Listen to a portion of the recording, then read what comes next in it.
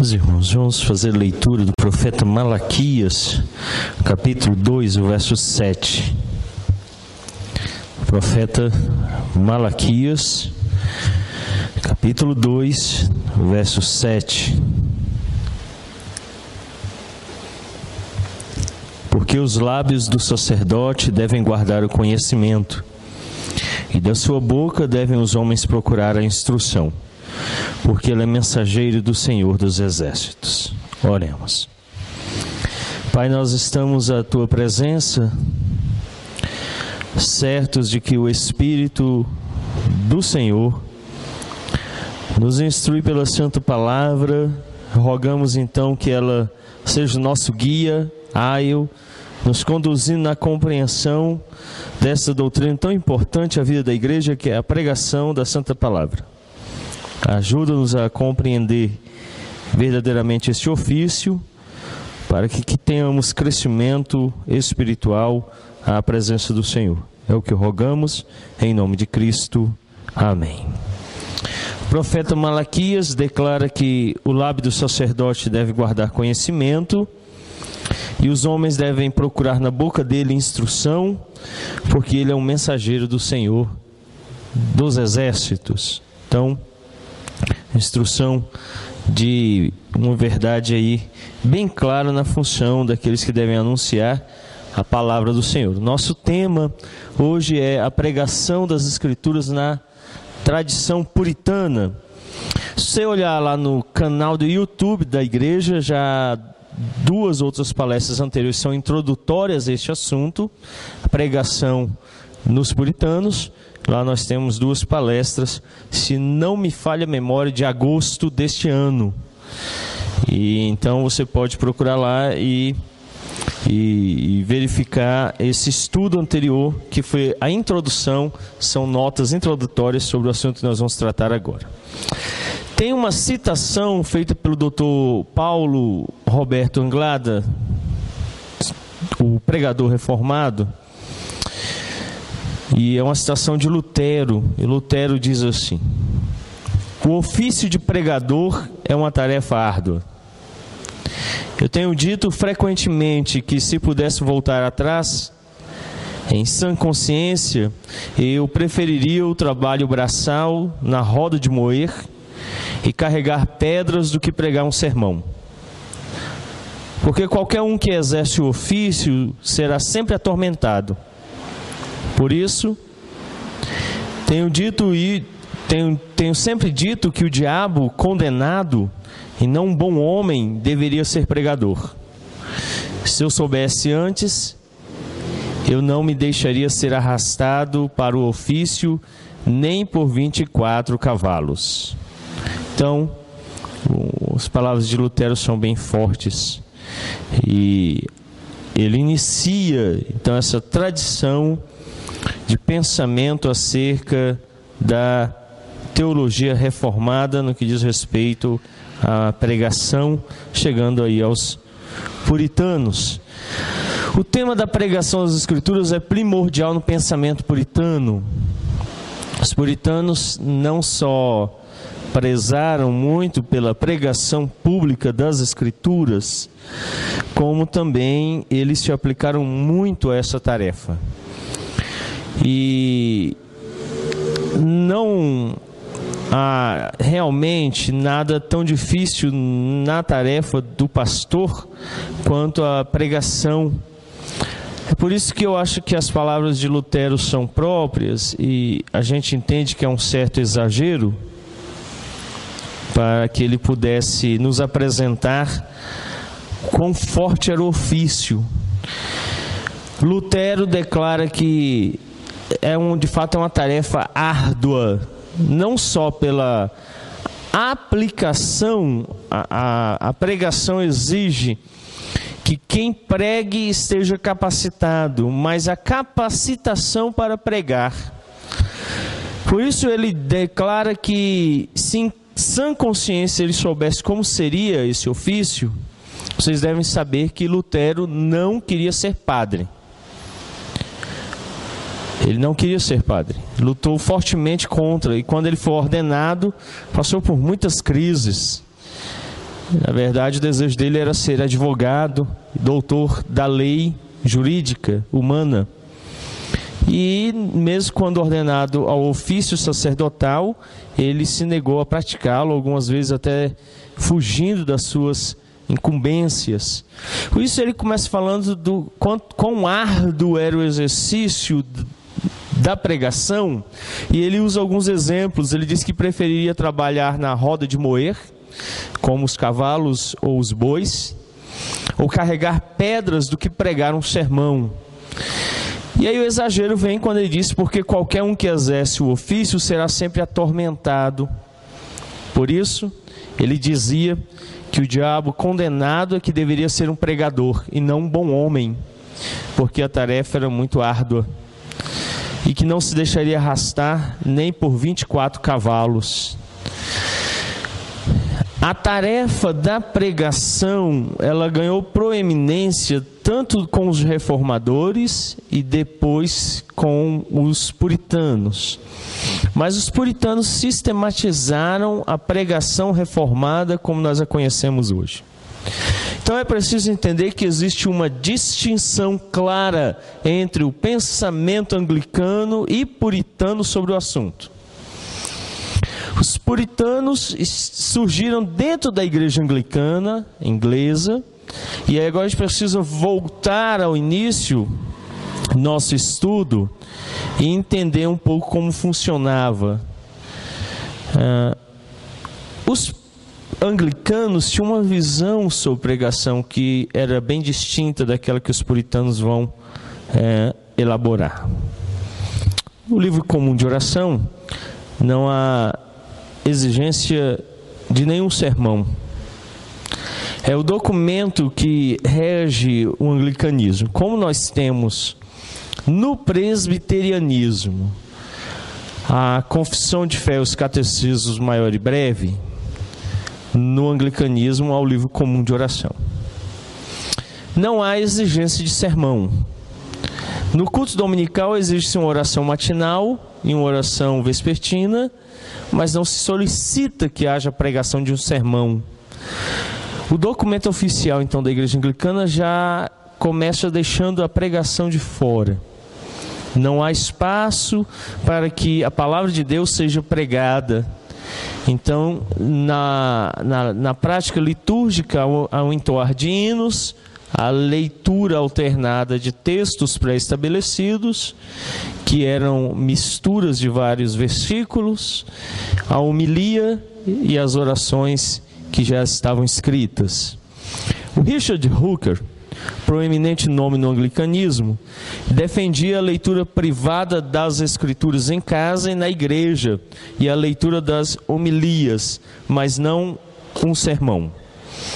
Então ele publicamente falava que os crentes deveriam ler privadamente a Bíblia, ela deveria ser lida de forma privada no culto, e deveria ter a homilia. A homilia é um documento que vinha do arcebispo, e ele era lido em todas as igrejas pelos bispos e párocos, a igreja. Então não era um documento preparado particularmente para cada igreja, que envolvia a exegese da igreja local, a análise da igreja local. Então era um documento que vinha de cima, era lido, e essa era a única prática.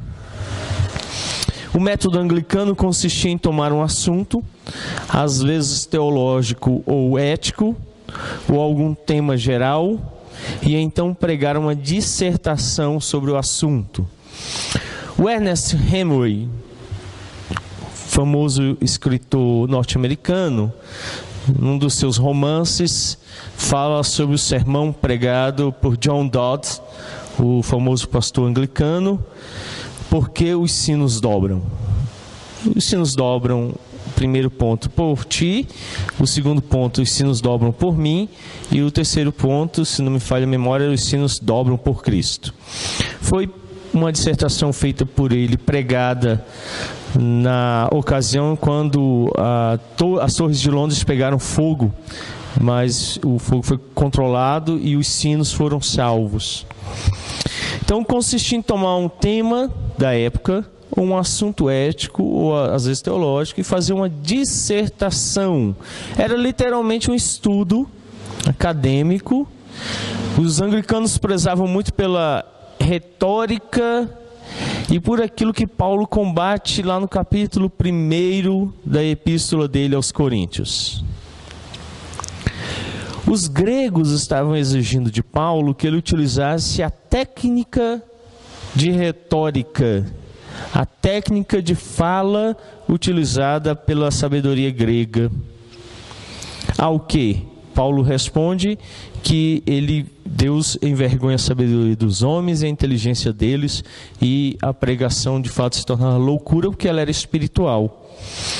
Então era só pegar um assunto e fazer uma dissertação. No centro do edifício anglicano estava a mesa da ceia. O púlpito ficava ao lado e no meio a mesa da ceia. O que isso aponta? Mostra que há uma ênfase no sacramento. Ao exemplo da Igreja Católica, é uma teologia sacramental. Então, havia mais importância no ato sacramental do que na pregação. Então, a pregação ficava ao lado. Nós vamos ver que na teologia puritana, os edifícios puritanos, quando começaram a ser erguidos, o púlpito veio para o centro. E ele então se tornou central na teologia puritana. A pregação é o ápice. Antes dos puritanos, Calvino declarou que alguém o procurou dizendo assim que eles cantavam pouco, que havia pouca música na igreja. Ao que ele respondeu que eles não tinham muito a falar a Deus, mas que era importante ter mais tempo para o sermão, porque Deus tinha mais coisas importantes a nos dizer. Então, a ênfase se encontrava no fato de que Deus é mais importante quando fala, e não nós quando falamos. Então devemos nos calar e ouvir Deus.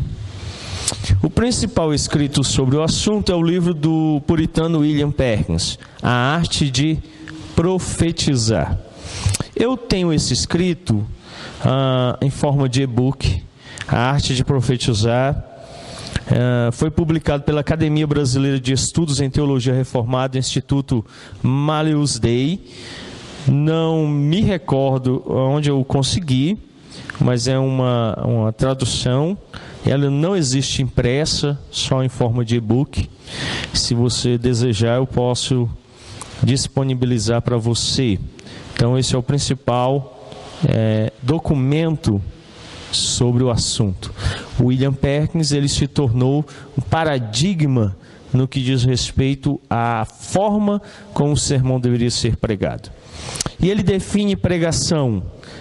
Eu pedi para vocês aumentarem um pouquinho aqui o som. Eu não estou conseguindo ter um bom retorno aqui. Ele define pregação é juntar a igreja e completar o número dos eleitos. Sua outra função é expulsar os lobos dos apriscos do Senhor. Então, em primeiro lugar, a pregação, ela chama os eleitos. Pela pregação, a igreja ouve a voz de Cristo. Essa é a primeira função dela. Então, quando um pastor prega, os eleitos se aproximam. Ao mesmo tempo, na mesma pregação, o lobo é expulso. Ele é afastado.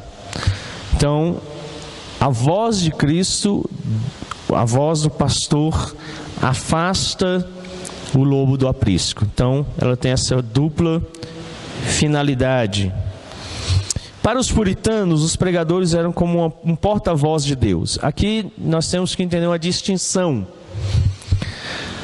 O profeta Antigo e Novo Testamento literalmente falava a palavra de Deus dada a ele.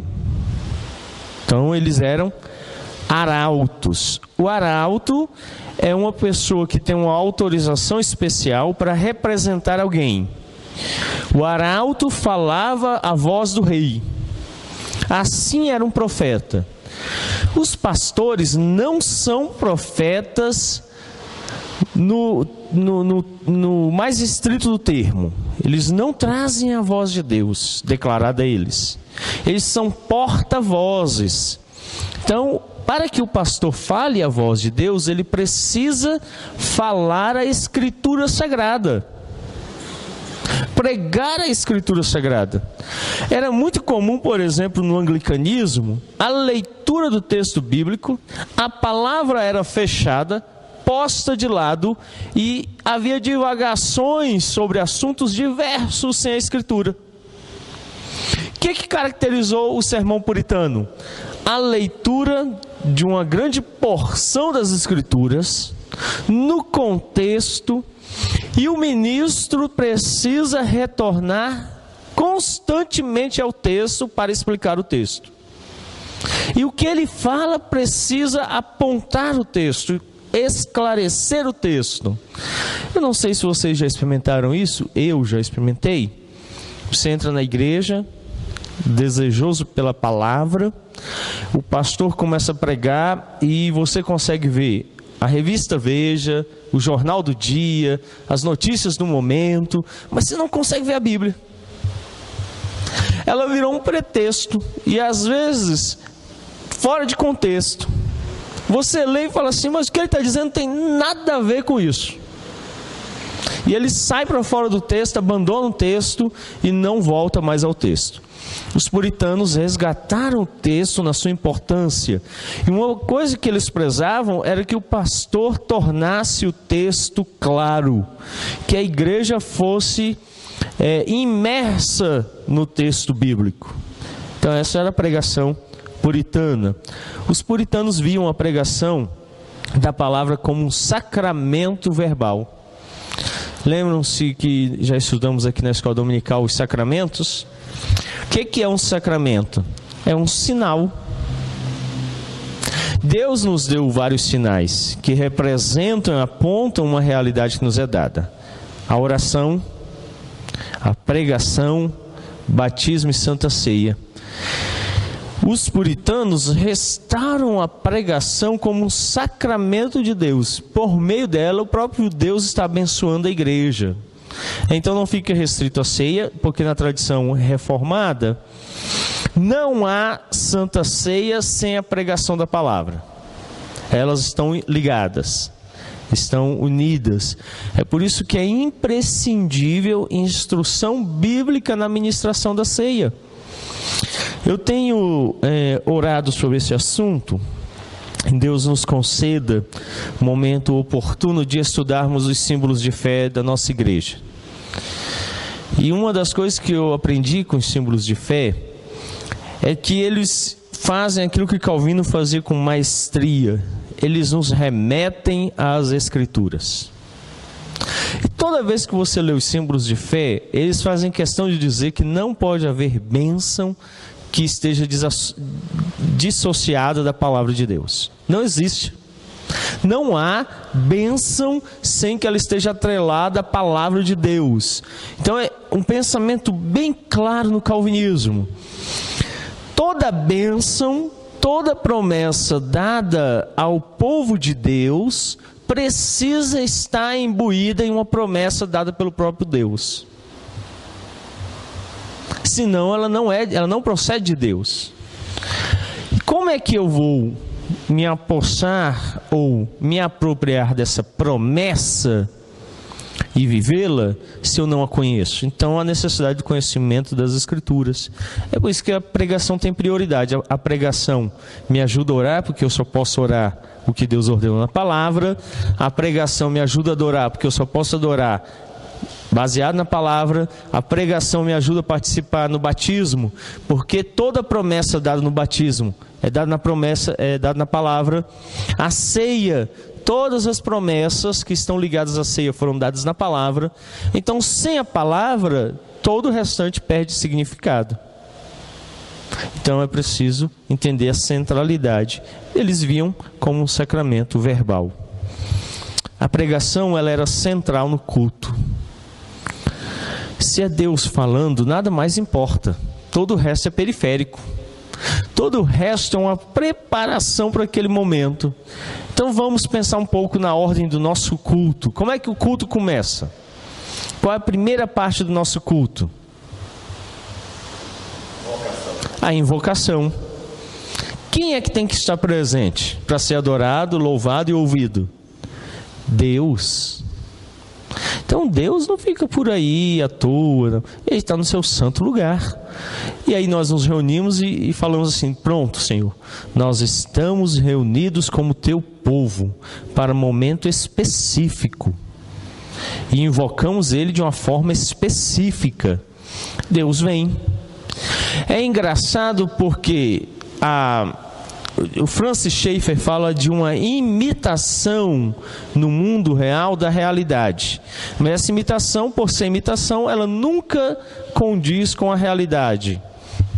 Então você vai encontrar reflexos da verdade no mundo caído, quebrado. Então, por exemplo, você vê gente crente falando assim: quando fulano se converteu, dando testemunho, né? Ele era da Umbanda, do Candomblé, e ele era pequeno, a mãe dele fez um pacto com Satanás, e agora ele quebrou esse pacto. Vocês já ouviram isso? É engraçado que eles estão crendo na verdade bíblica que muito crente não crê. Que nossos filhos são postos em pacto com Deus. Se os filhos dos ímpios são postos em pacto com Satanás, com demônios, é o reflexo dessa doutrina bíblica de que os nossos são colocados em pacto com Deus. Outra verdade está presente no Candomblé, na Umbanda: a invocação dos espíritos. Eles têm que fazer uma série de trabalhos para invocá-los, para trazê-los ali. Nós também cremos nessa verdade. Deus precisa ser invocado para ser adorado no seu poder e na sua santidade. Tendo sido invocado, uma realidade se manifesta. Qual é? Deus é santo, justo, bom, perfeito, e imediatamente aponta nossa fraqueza. Somos pecadores, ímpios, em queda, e aí nós precisamos recorrer ao perdão. Ao nos perdoar, vem um terceiro momento: nós o adoramos, gratos pelo perdão oferecido. E aí então vem o ápice: agora a igreja vai obedecê-lo, vai ouvi-lo.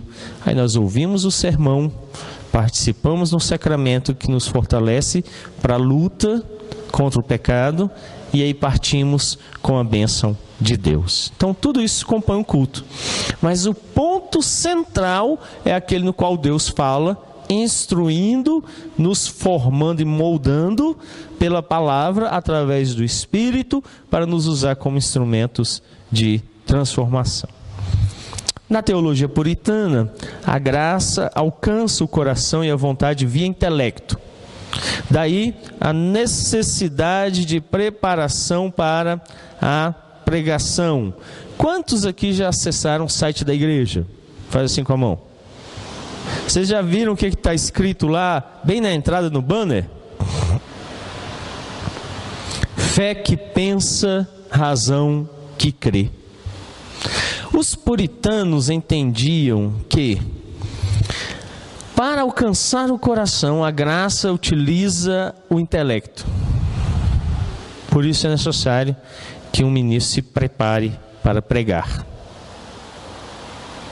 Ele precisa falar, instruir as pessoas em conhecimento. Qual a medida do conhecimento? Vocês se lembram qual é a medida do nosso conhecimento?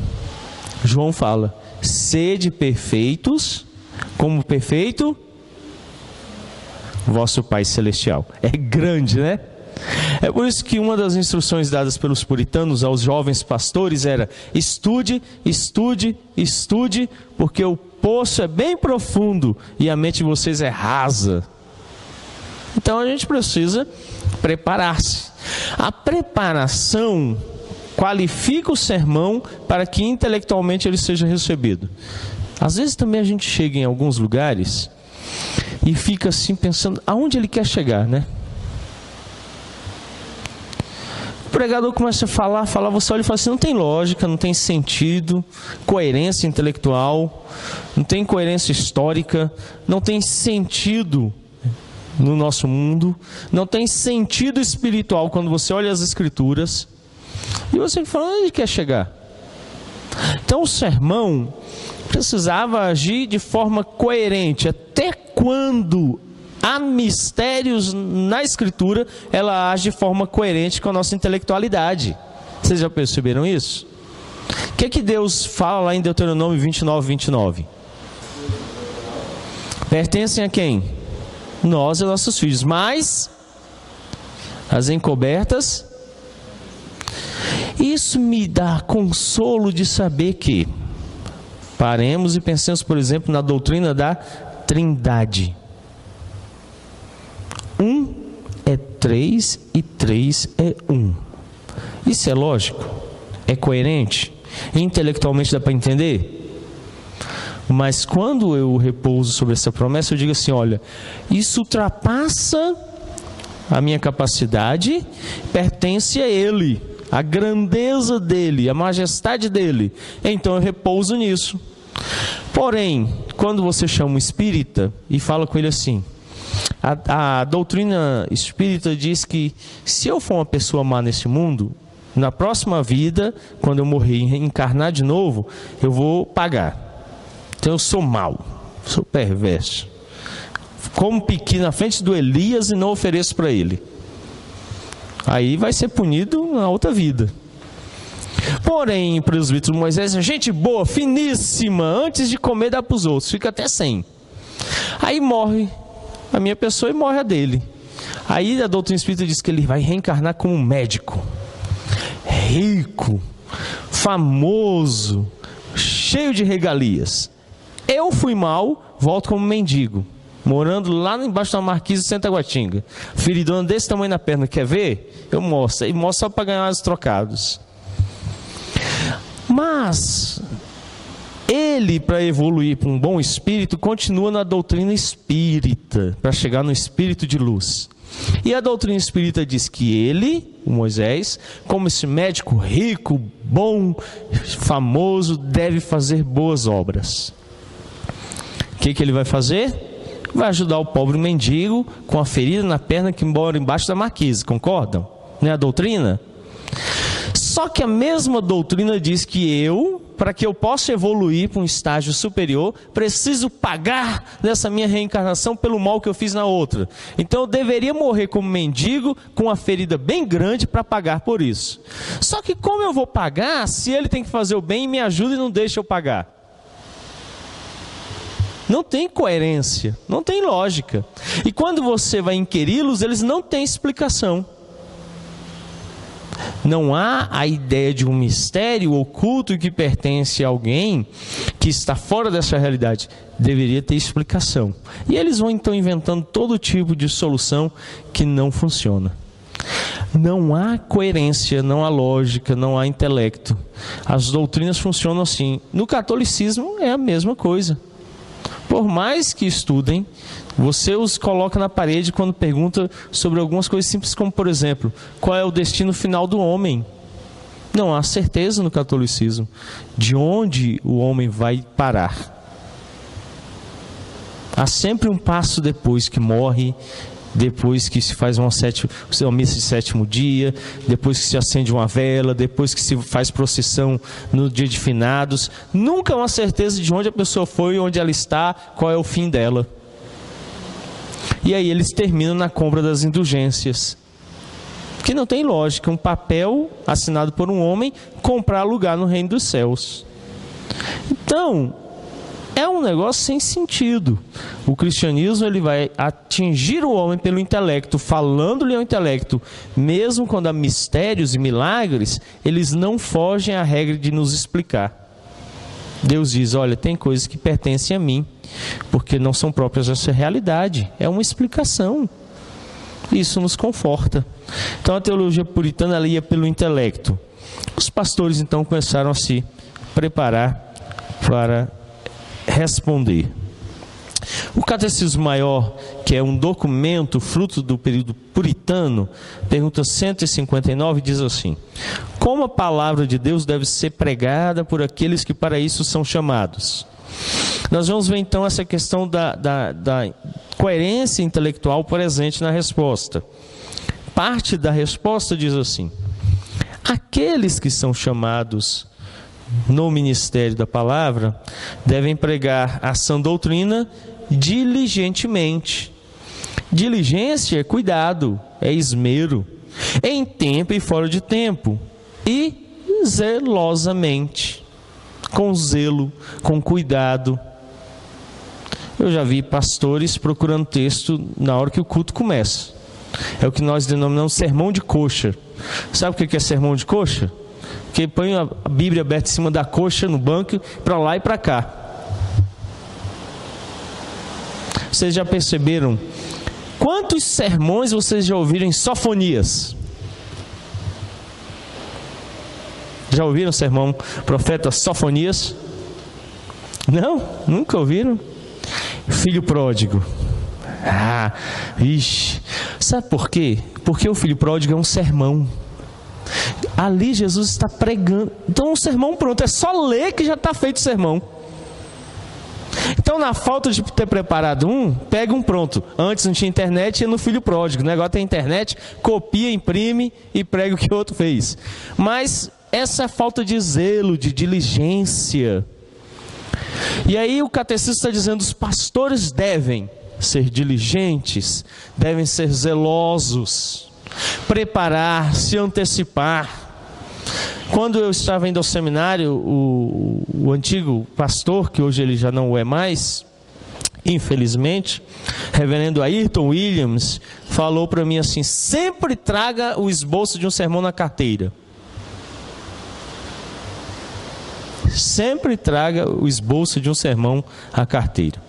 O pastor passa mal antes de chegar no culto, você está pronto para pregar. E aí então eu ouvi, fui para casa, preparei um sermãozinho, escrevi na folha, dobrei, guardei, levava para onde eu ia, estava com ele no bolso.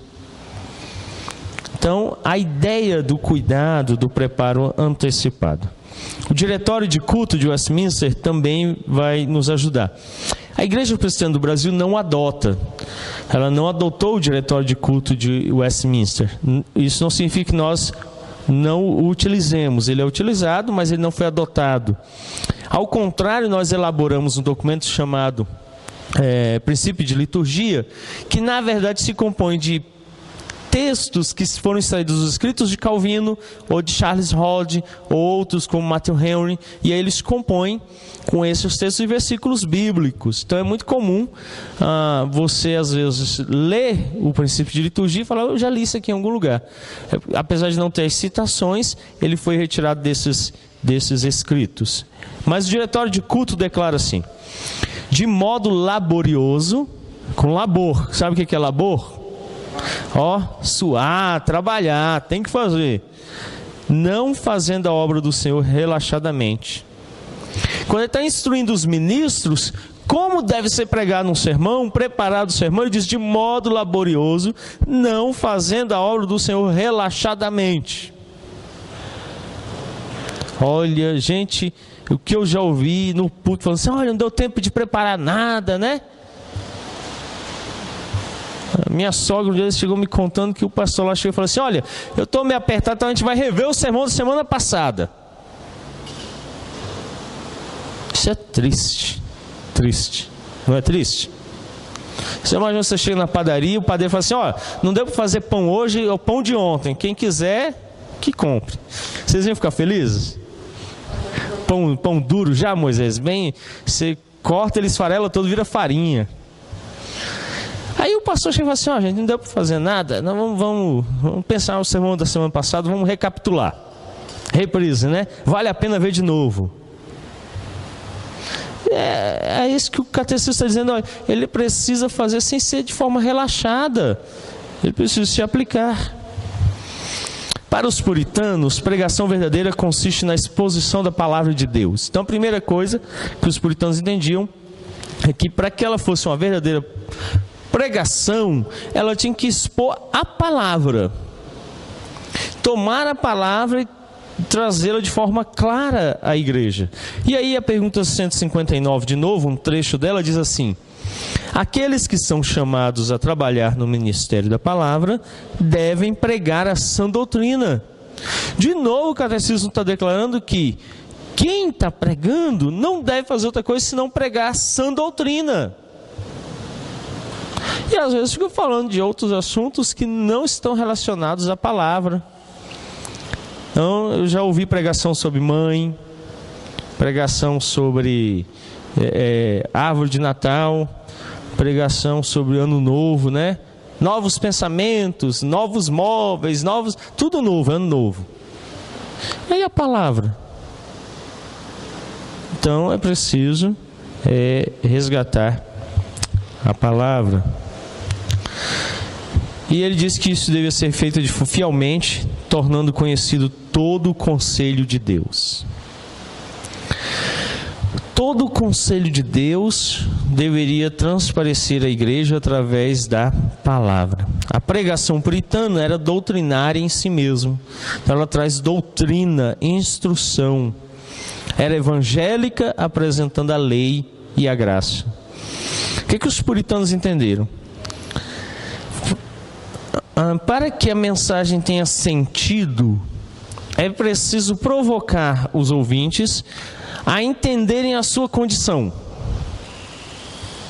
O quão pecadores eles são, o quão malignos e quanto estão condenados. Depois de ter feito isso com a lei, ele apresenta a graça. Cristo veio para morrer pelos pecadores, para pagar pelos pecados, como declara João Batista, eis o Cordeiro de Deus que tira o pecado do mundo. A função dele é tratar do pecado, tirando o pecado do mundo. A Confissão de Fé de Westminster vai declarar no capítulo 15, a seção 1, o arrependimento para a vida é uma graça evangélica, cuja doutrina deve ser tão pregada por todo ministro do Evangelho como a da fé em Cristo. Então a ideia da lei da graça funcionando aqui. Para os puritanos, toda vez que o ministro pregasse, ele deveria pregar a doutrina evangélica do arrependimento, tanto quanto a da fé em Cristo. Lembram uma época que teve uma campanha da Convenção Batista Brasileira, que o lema era Jesus é a solução? A única coisa que eu pensava é, solução para quê? Solução para quê? Agora, quando você começa do problema, não fica melhor? Você tem um problema, que é o pecado. E aponta o pecado da pessoa, que vai ser distinto de pessoa para pessoa. E aí apresenta a solução para o pecado daquela pessoa na obra de Cristo. Então, além de pregar a fé em Cristo, o pregador deve anunciar arrependimento para a vida. Isso deve estar ligado um ao outro. Então, lei e graça, trabalhando lado a lado. O método de pregação puritana, ele é expositivo e sequencial. Embora os puritanos ocasionalmente pregassem em textos avulsos. O que significa isso? Expositivo é pegar um texto, pode ser um versículo, pode ser um texto maior, e expô-lo inteiro, explicá-lo inteiro. E também era sequencial. Eu não só entendo que é necessário ser sequencial por causa do fato de trazer uma compreensão lógica de todo o contexto, mas porque expõe todo o conselho de Deus, como diz a Confissão de Fé. Quando eu prego a Bíblia toda, eu a faço toda conhecida. Quais foram os livros que nós já tivemos sermão aqui na igreja? Vamos lá, ver se os crentes estão atentos desde quando eu cheguei. Quais foram? Gênesis, Jó, Isaías, Apocalipse, Romanos, Mateus, 1 e 2 Pedro, Ruth, Naum, Jonas, Tiago. Está faltando. Primeiro, começa com o primeiro e termina com o João. É isso aí, 1 João. Olha o tanto de livro o livro todo, versículo a versículo. Você já imaginou? E aí eu fico pensando nisso, o dia que eu vou poder dizer assim, completei a carreira da fé, ter pregado a Bíblia toda? Se não seria assim, edificante para uma igreja se ela, durante toda a sua vida cristã ali, todos os livros da Bíblia fossem pregados versículo a versículo? Vocês acham que ia ter crescimento? Edificação? Primeiro, o pastor não fica pregando ao bel prazer onde ele quer. Não fica fazendo sermão encomendado. Não fica. Ele não fica sendo dirigido pelas ocasiões e eventos do dia a dia, de comércio, de festas, vontade humana. Então aqui quando chega o Natal eu continuo pregando. Chegar o Natal eu continuo em Efésios. Por quê? Porque é a vontade de Deus, ela vai ser conhecida. E se Efésios tratar sobre adultério, não é porque alguém esteja em adultério, é porque Deus está falando sobre adultério. Então ele não fica pregando pelos acontecimentos locais, fazendo fofoca do púlpito, né? Então eu já vi acontecer isso, a pessoa chega no gabinete e fala assim: pastor, adulterei. Aí ele: é mesmo, irmão? Só um minuto. Sermão domingo adultério. Pode falar. Aí o irmão fala, aí ele chega no púlpito: meus irmãos, essa semana o irmão, para não dizer o nome Moisés, eu vou chamar ele de outro nome, ele vai chamar Eduardo. O irmão Eduardo, que é casado com, para não dizer Silvana, eu vou falar outro nome, Maria. Aí tu já sabe que é o Moisés e a Silvana, né? Porque ele falou. Aí ele começa a contar detalhes, aí fica todo mundo: o irmão não está aqui hoje, então é esse irmão, né? E aí ele fica se dirigindo pelos acontecimentos daquele momento, isso se torna até uma fofoca. Se ele está pregando na Bíblia, é o que vier. É o que Deus está falando. É a vontade completa. Então ele conhece o contexto amplo do livro, o pensamento completo do autor, expõe todo aquele livro, versículo. Outra coisa muito comum: o pastor está pregando ali, chega um texto difícil, ele pula, vai para outro lugar pregar outra coisa. Aí a igreja nunca conhece aqueles textos difíceis, por exemplo, Sofonias. Por que ninguém prega lá? Vai dar muito trabalho. Sofonias vai quebrar as pernas. Então não vou mexer com isso. Vou pregar no filho pródigo. Quando ele prega sequencialmente, ele vai expor tudo. O que tiver, o que não tiver, se vira e prega para a igreja, cara. Trabalha. E a igreja então conhece textos difíceis, textos complicados, textos que não são tratados. Eles são expostos, a igreja cresce, aprende e toda a escritura ensinada. Então o lectio contínuo, ou a pregação contínua das escrituras, é importante, embora ocasionalmente pregassem textos avulsos. Então aconteceu uma morte, a igreja precisa ser consolada sobre o assunto de morte, é importante. Ou às vezes é uma necessidade premente na igreja. Então agora nós tivemos há pouco tempo a eleição de oficiais. O pastor fez uma série sobre o governo bíblico. Nós introduzimos a participação dominical na ceia.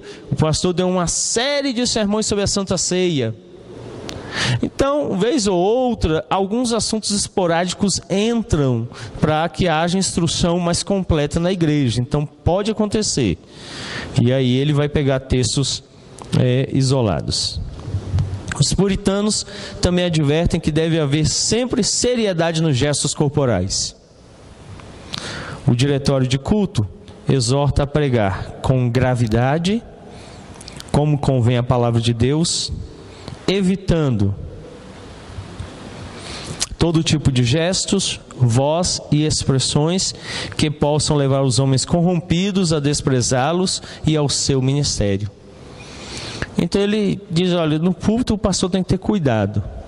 E às vezes você vê alguns pastores que exageram. E eles se tornam um palhaço de púlpito.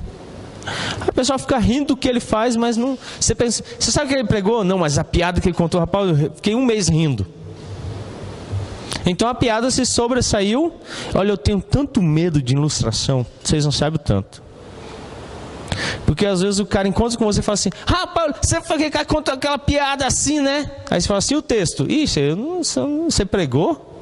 Isso foi só a piada que você contou. É uma tragédia, você concorda? Não é uma tragédia? Então ele tem que ter muito cuidado para não chamar a atenção para ele. Não ser espalhafatoso demais, para que a atenção esteja na palavra. Por exemplo, eu utilizo nos sermões slide, com muito temor e tremor. Tento torná-los mais sóbrios, para não ficar chamando a atenção dos crentes. Se pôr uma letra colorida, aí o cara já fica lá, olhando para a letra, e esquece o resto. Então, muito cuidado, mais sobriedade, cuidado, evitar os efeitos. Uma vez eu coloquei um que girou, aí a dona Jack falou assim: pastor, eu fiquei tonta na hora que o senhor fez aquele negócio lá. Aí eu falei: então tira, né? Os irmãos ficarem tontos, tá errado, né? Deixa ele mudando quietinho assim de um lado para o outro.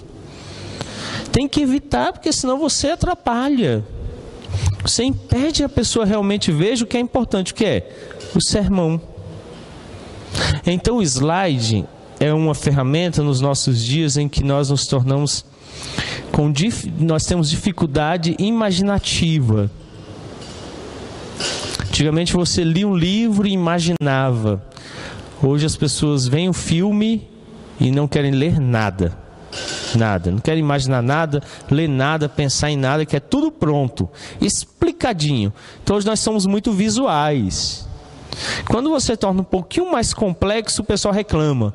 Assim, eu tive que pensar hoje, me deu até dor de cabeça. Não, mas quando a gente pensa pouco, dá mesmo. Então vamos movimentar o cérebro, né?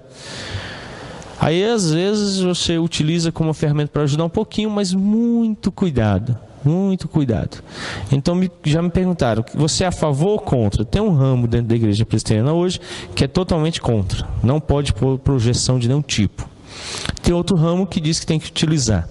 Aí tem alguns que estão exagerando. Eu já vi uns que colocam imagem demais, colorido demais, isso atrapalha, porque tira a concentração. E aí eu tenho sempre falado, vamos pensar aqui no ambiente, uma sala de concurso público, tem 6 vagas para 60 mil candidatos. Aí tem uma pessoa ali que deu tudo que ela tinha para se preparar para aquele concurso. Na hora que ela está lá fazendo concentrada, entra alguém gritando, fazendo barulho, derrubando coisas, você acha que vai ajudar? Vão permitir? Então por que no ambiente de culto a gente deixa? Ninguém pula, corre, ri. Eu nunca vi beber tanta água. Eu falo, rapaz, se vocês bebessem tanta água igual bebe, que não tinha um crente com problema de rim. Nenhum. Tudo saudável. O rim funciona perfeitamente. Porque bebe água que é absurdo. Vai no banheiro, bebe água, vai para lá, vem para cá, faz não sei o quê. Então, é preciso entender que é um ambiente de concentração. Não no pregador, mas na palavra de Deus. Então, às vezes eu falo assim, vamos fazer a leitura da palavra de Deus com fé. Não é só uma leitura simples. Ela exige fé. Eu pressuponho que houve oração. Uma oração sincera pedindo que o Espírito ilumine para entender o texto. Que você esteja imbuído de compreendê-lo, de gravá-lo. Então eu faço um esforço gigantesco. Meus sermões eles são preparados anualmente. Então eu pego um livro, estudo todo o livro, começo a preparar os sermões, antevendo já quando for pregá-los, tento coadunar as leituras dos catecismos com o sermão, os textos bíblicos com o sermão, para que tudo feche naquela ideia. E aí às vezes o crente nem lê com atenção, nem as perguntas dos catecismos, nem um texto da liturgia, muito menos do sermão. Então às vezes você precisa ler com fé tudo aquilo para entender. Então o ministro deve ter uma postura que conduza os crentes a uma realidade de reverência, de respeito e compreensão do que vai ser pregado. Tem um livro do Dr. J. Parker, Entre os Gigantes de Deus, uma visão puritana da vida cristã. Eu vou fazer algumas citações dele agora, para nos ajudar a fechar esse assunto hoje. Primeiro, há 4 principais ideias que faziam funcionar o pensamento puritano sobre pregação. Primeira, crença na primazia do intelecto, aquilo que nós já falamos. E o Dr. J. Parker diz assim, era uma máxima puritana que toda graça entra por meio do entendimento. Então era uma frase utilizada amplamente pelos puritanos, de que a graça vinha por meio do intelecto. E há um sentido lógico nisso, porque qual o meio pelo qual Deus decidiu se revelar a nós? Na palavra. que se exige para que você compreenda isso, então? Capacidade intelectual. Você tem que saber entender. Você precisa ouvir e ler para que você compreenda. Então você tem que ter capacidade de interpretação. Sem essa capacidade você não entende. Então eles partiam deste princípio. O segundo, a crença na suprema importância da pregação. Para os puritanos, o sermão era o clímax litúrgico da adoração pública. Então ali era o clímax, quando chegava na pregação, tinha chegado no ápice da adoração pública. Terceiro, crença no poder que as Escrituras possuem para dar vida. Eles criam plenamente nisso, que a Bíblia produz vida. Ela vivifica. Lembram do profeta? Da visão do vale de ossos secos? Quando é que eles ganharam vida? Quando ele disse a palavra de Deus. Então os puritanos criam nisso plenamente. E J. Packer encerra dizendo que a quarta crença era na soberania do Espírito Santo. Os puritanos insistiam que a eficácia final da pregação está fora do alcance do pregador. A tarefa do pregador é simplesmente ser fiel ao ensino da palavra. O trabalho de Deus é convencer os homens sobre a verdade da palavra e gravá-la em seus corações. O papel do pastor, então, é pregar, confiando nos resultados dados pelo Espírito Santo. Então não é o pastor que convence. Os puritanos odiariam essa ideia moderna do apelo, que foi implantada no ano de 1906, se não me falha a memória, de chamar as pessoas, ficar apelando, ficar insistindo. Prega e deixa Deus agir. E aí o movimento evangélico, no final do século XVIII para o século XIX, implementa a ideia do apelo, também chamado banco dos indecisos, onde haviam bancos vazios na frente da igreja, ficava separado para aqueles que não tinham se convertido, para que se assentassem ali, e então insistentemente eram chamados a se converter. E aí então aconteciam as mais diversas histórias. Eu mesmo me converti por vários motivos. Beliscão. Uma vez, pastor, Igreja Batista, alguém quer aceitar minha mãe? Vai lá, menino, dá um beliscão. Aí eu fui. Passado pouco tempo depois, me converti de novo, porque tinha uma menina bonita na igreja, só namorava comigo se eu fosse crente. Aí, opa, aceitei Jesus de novo. Então, direto apelava para aquilo que era mais convincente. A verdadeira convenção, ela acontece no coração, em decorrência da palavra. Então, essa é a contribuição deles no que nós estamos vendo. Nós vamos na próxima terça-feira fazer um estudo de caso de 2 sermões puritanos.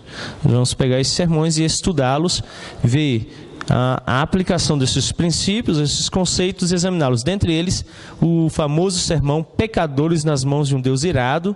A narrativa histórica sobre esse sermão é que no dia em que ele foi pregado por Jonathan Edwards, literalmente as pessoas quebraram alguns dos bancos com as próprias mãos, gritando em angústias. Um outro sermão que nós vamos analisar, um puritano estava pregando e quando ele já estava a 1h30 de pregação, ele disse a seguinte frase: eu já vou encerrar, pois eu os estou importunando há muito tempo. Ao que toda a igreja, uma só voz, clamou: continue e não cesse de nos dizer a palavra de Deus. Ao que ele pregou mais 2 horas e todos permaneceram ouvindo. Então, a fome, a sede, o desejo de ouvir Deus e como Deus falou a esses nossos irmãos. Então, na próxima terça-feira, nós vamos analisar esses sermões, compreender a estrutura, o motivo de por que eles eram tão poderosos e compreendê-los um pouquinho. Alguém tem alguma pergunta, alguma colocação sobre o que vimos hoje? Não? Sim, Fernando. Com o microfone a gente fica mais intimidado, né? Pastor, sobre a última citação que o senhor fez, que o último ponto, né? Falando sobre a obrigação, na verdade, a função do pastor de estar levando a palavra e depois do trabalho de Deus de estar fazendo com que as pessoas acreditem e cheguem ao arrependimento.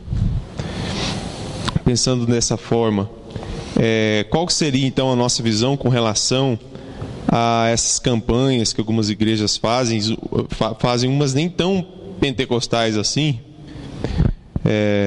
de conversão, né? Qual seria a nossa visão com relação a isso? Porque o pessoal inclusive coloca número, né?